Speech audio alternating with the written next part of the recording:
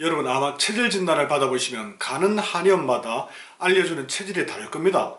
도대체 뭐가 맞는 말인지 많이 혼란스럽지요.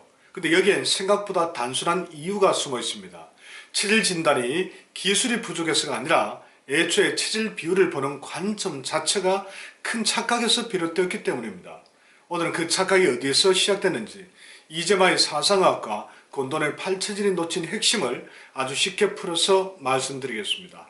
끝까지 들으시면 그래서 태어민 소민이 그렇게 많다고 믿게 된 거구나 하고 머릿속에 한 번에 정리되실 겁니다. 이재마의 사상학에 따르면 한국에는 음체질인 태어민이 50%쯤 된다고 합니다.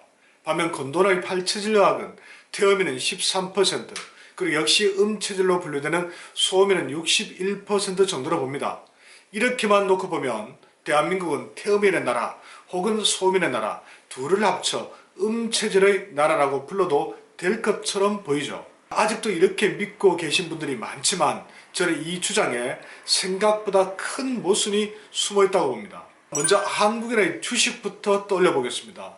과거 우리 민족의 삶은 의외로 태양인이 태음인, 소민보다 건강을 유지하기 유리한 조건이 많았습니다.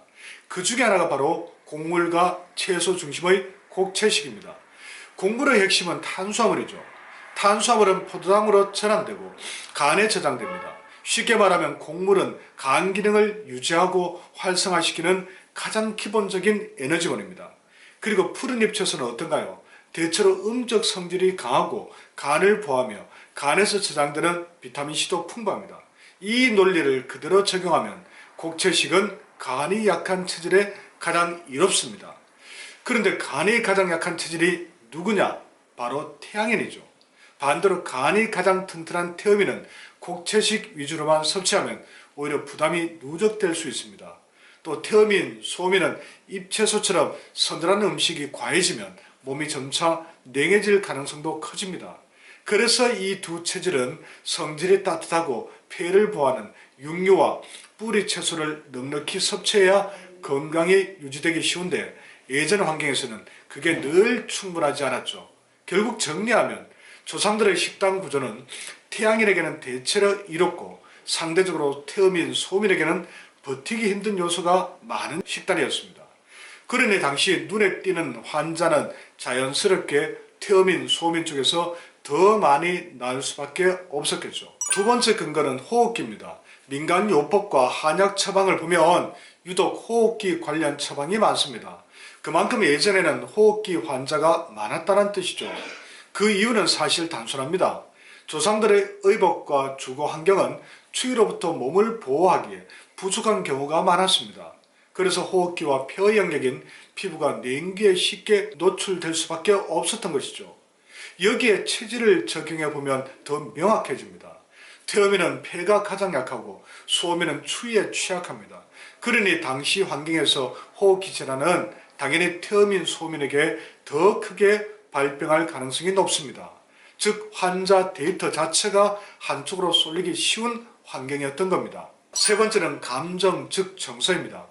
조상들은 외부 침탈, 고된 노동, 억압적 사회구조, 일상적인 굶주림 속에서 살아야 했습니다.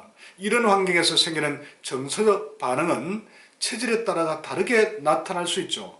태양에는 분노와 저항으로 발현되는 경향이 있다면 태음인과 소음인은 깊은 슬픔으로 내면화되기 쉬운 면이 있습니다.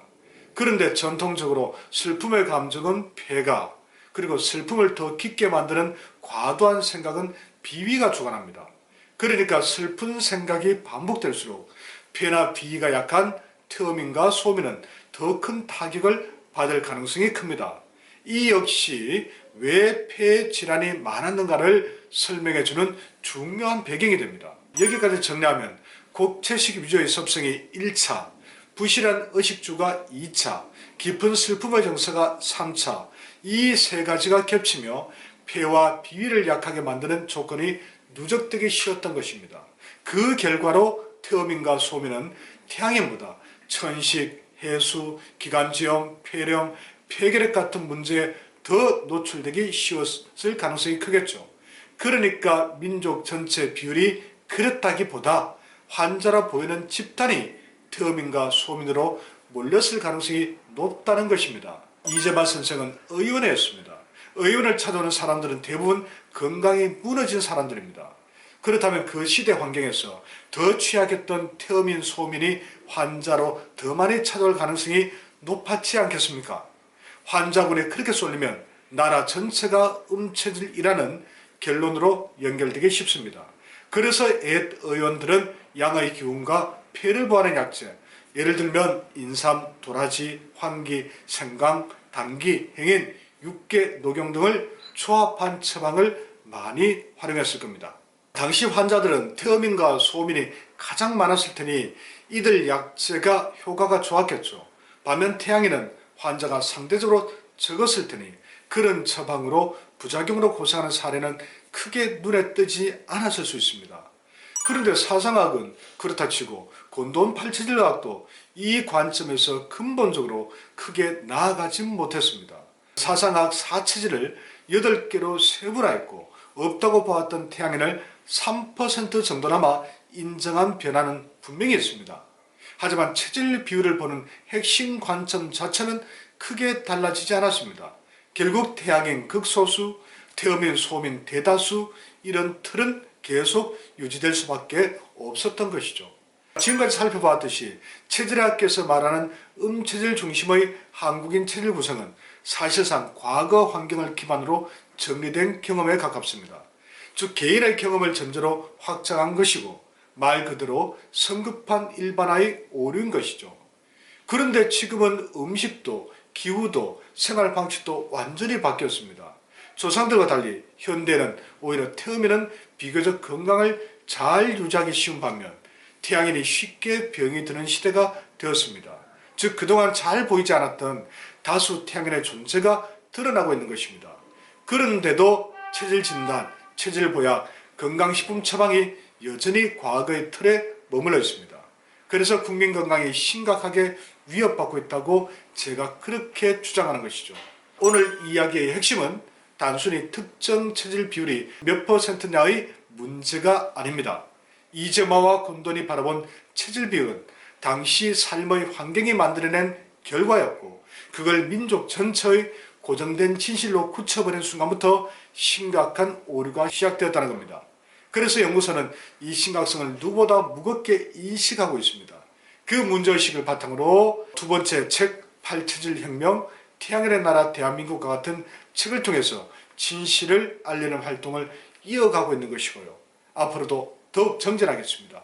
많은 응원 부탁드립니다. 오늘 내용이 도움이 되셨다면 구독과 공감 꼭 부탁드리겠습니다. 감사합니다.